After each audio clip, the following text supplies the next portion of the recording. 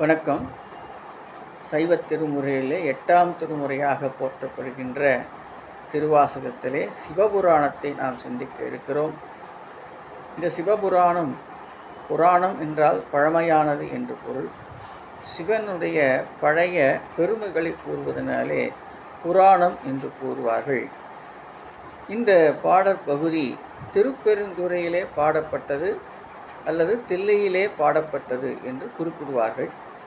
மேலும் இந்த சிவபுராணத்திலே வாழ்த்து பகுதி, அவையடக்கம், நூல் பயன், ஒரு நூலுக்கு எல்லாம் விளங்கும் அத்தனையும் இந்த அகவலில் கொடுக்கப்பட்டிருக்கிறதுனாலே இதை ஓதினாலே திருவாசகத்தை ஓதிய முழு பயன் கிடைக்கிறது என்று கூறுவார்கள்.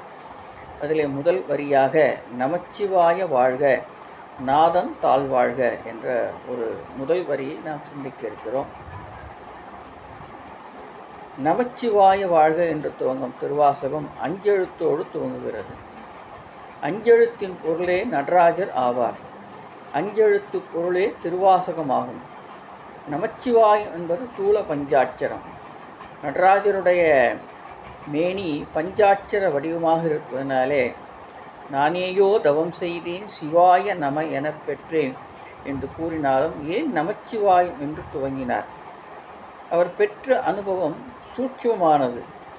அதை நாமும் பெறுவதற்காக தூலமாக திருவாசகத்தை அவர் நமக்கு தந்தார்.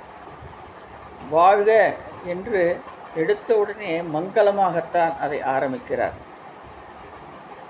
நமச்சிவாய பொருளோனே என்று அருணகிரிநாதன் பாடியிருக்கிறார். நால்வருமே நமச்சிவாயத்தை பாடியிருக்கிறார்கள். ஆகையினாலே நாம் எல்லோரும் நமச்சிவாயத்தை வாழ்விலே கடைபிடிக்க வேண்டும் என்பதற்காக இந்த நூல் நமச்சிவாயம் என்று துவங்குகிறது. அடுத்ததாக நாதன் தாழ்வாழ்க, நாத தத்துவத்தின் அடிப்படையாக இருக்கக்கூடிய சிவபெருமானுடைய திருவடிகள் வாழ்க. தாழ் என்பதற்கு திருவடி என்று ஒரு பொருள் உண்டு.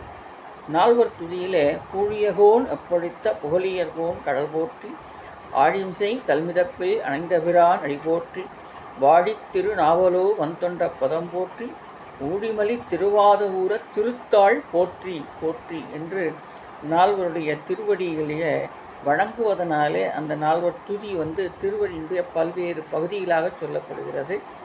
இந்த வகையிலே சிவபுராணத்தின் முதல் வரியை நாம் சிந்தித்திருக்கிறோம்.